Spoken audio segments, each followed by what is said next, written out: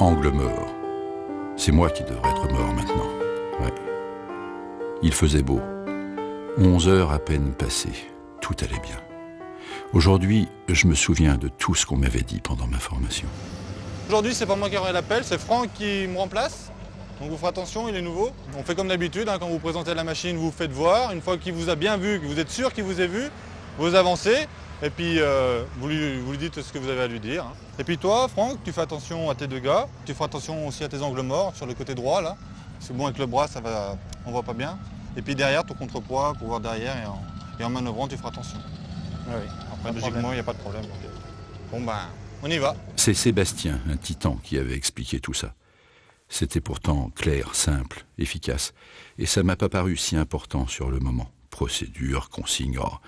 C'est pas que je suis au-dessus de tout ça, non, mais j'écoutais, c'est tout. C'est maintenant que je m'en souviens, comme si on me l'avait dit il y a 5 minutes à peine. Depuis l'accident, j'ai eu le temps de tout repasser dans ma tête. J'avais écouté. Est-ce que j'avais entendu? Est-ce que j'avais compris l'importance de ce qu'on me disait? Si tu respectes toutes les règles de sécurité, il n'y aura pas de problème. Pas de problème. S'il y a un problème, justement. Et le problème, c'est moi. Juste une fois, je les ai pas respecté, les règles. Une seule fois, en dehors des clous. La sécurité, je prenais ça pour une contrainte. Tu parles. La vraie contrainte, c'est de se retrouver dans des situations à la con. Le pelleur aurait dû faire attention, mais moi, j'aurais dû me signaler. Il m'a pas vu. On est fautifs, tous les deux. Il a pas été pro et moi, j'ai pas été pro. Pour moi, le chantier s'est arrêté d'un coup net. Et maintenant, je le vois désert, immobile, fini avant la fin.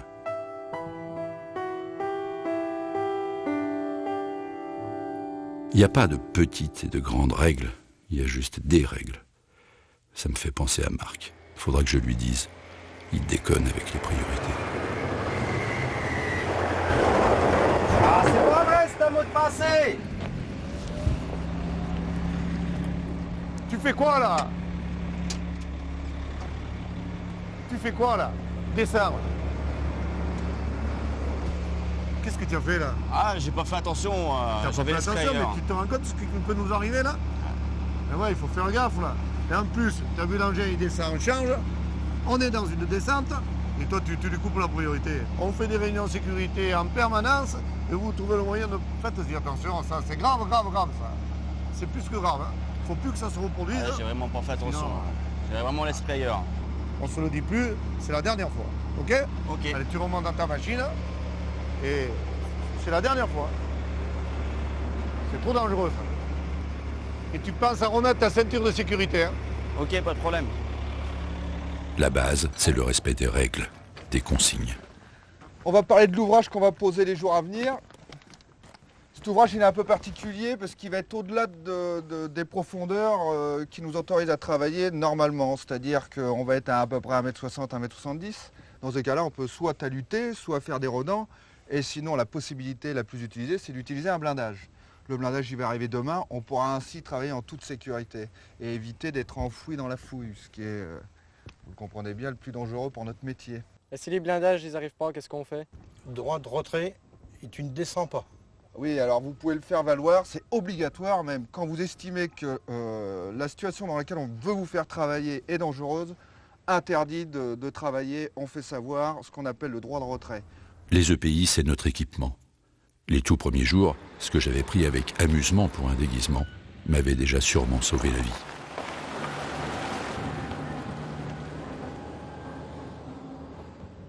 On ne devrait jamais voir un assainisseur sans son casque et ses gants.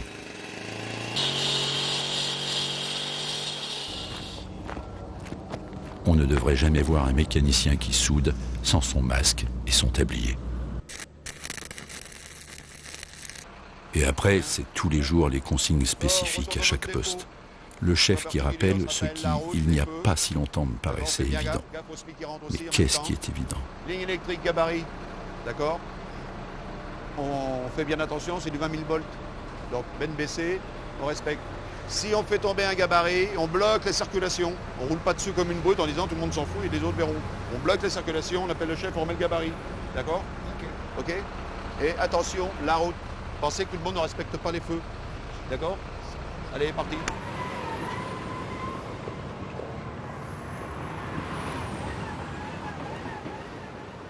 Ça va, Jacques? Ça va, Arnaud?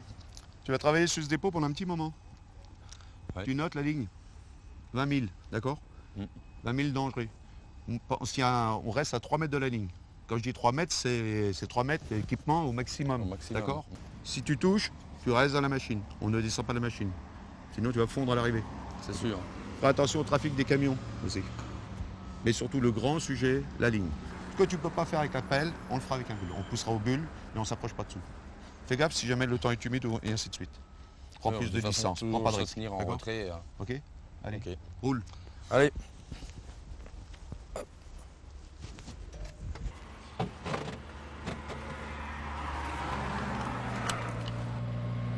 Je devrais remarcher dans 4 à 5 mois avec ma rééducation. Mais conduire, j'aimais préparer ma voiture pour partir en vacances. Pression des pneus, réglage rétro, siège, ceinture et tout le reste. Je la lavais même avant de prendre la route. En quoi ça devrait être différent avec un engin de 70 tonnes?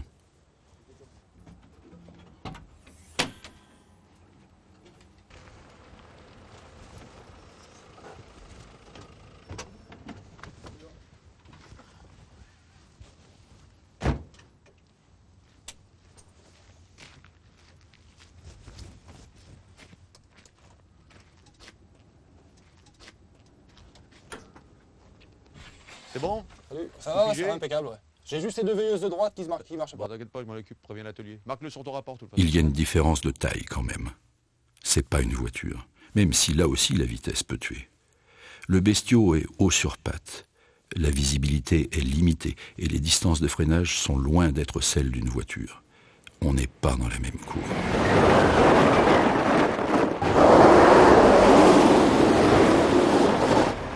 En plus, là-haut dans la cabine, on voit bien ce qui est loin. Mais on ne voit pas toujours ce qui est tout près.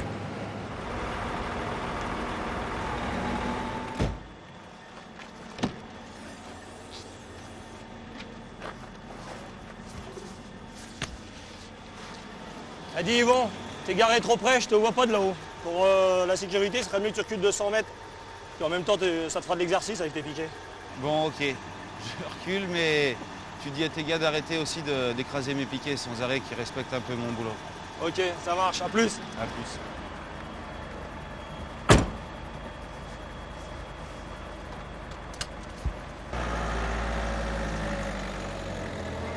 Il faut savoir anticiper, préparer, se projeter dans l'avenir, prévoir comme le mécano qui prépare son intervention de A à Z avec les outils qui vont bien. Tout doit être visible, tout doit être prévisible pour soi, pour les autres, pour le matériel, pour l'environnement. Tout prévoir et tout faire dans le respect des consignes pour soi et pour les autres. Que tout soit prévu et avec de bonnes consignes de sécurité, ça ne veut pas dire qu'il ne va rien arriver. Ça veut dire que si on ne respecte pas les règles, tout peut arriver. Et ça, quel que soit le moment de la journée.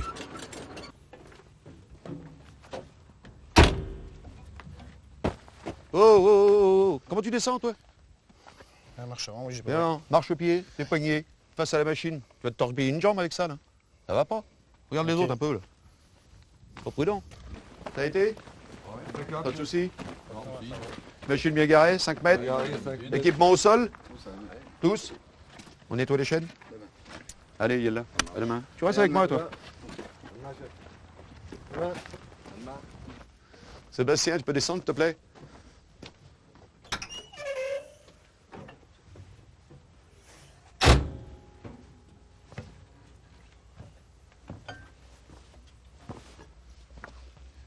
Michel, t'as vu comment il est descendu? Oui. Tu vois, face à la machine, point d'appui, les mains courantes, d'accord? Il n'a pas sauté. Il a eu le temps d'apprendre, il est resté 3 mois à la maison sans des grands déplacements parce qu'il s'est cassé une jambe en sautant comme ça d'une machine. Tu vois le coup que ça peut avoir? Ok. Bon, allez, on y va.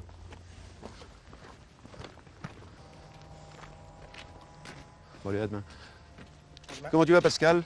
Ça va? Ça s'est bien passé, ta fouille là-bas? Impeccable. Balisé, tout? Tout est fait, impeccable. T'as 2 minutes? Oui. Allez, viens, on va voir. Eh ben, ça, c'est bon.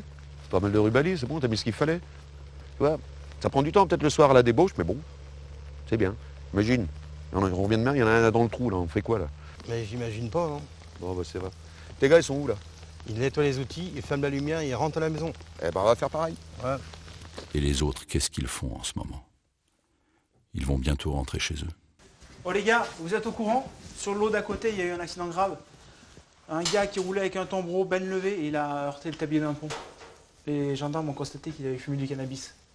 Bah, ça serait peut-être le moment de faire un quart d'heure sécurité sur ce problème. Et le gars, il avait sa ceinture, heureusement, sinon il aurait été éjecté. De toute façon, c'est benne baissée et sans shit. Hein. Sinon, vous avez des nouvelles de Daniel? Il est toujours à l'hôpital? Daniel, pas pareil quand même. Lui, c'est un sportif, il buvait pas, il fumait pas. Ah, mais il a quand même été salement amoché. Hein. Il n'a pas eu de chance. La chance, ça n'existe pas. Hein. Si elle existait, on serait tous millionnaires. Hein. Bah sinon, on peut aller le voir vendredi après le boulot. Ouais, vendredi, c'est une bonne idée. Ah, ok, Voilà. ça marche. Allez, à plus. Allez, à plus tard. Me reconstruire, c'est ça mon chantier perso.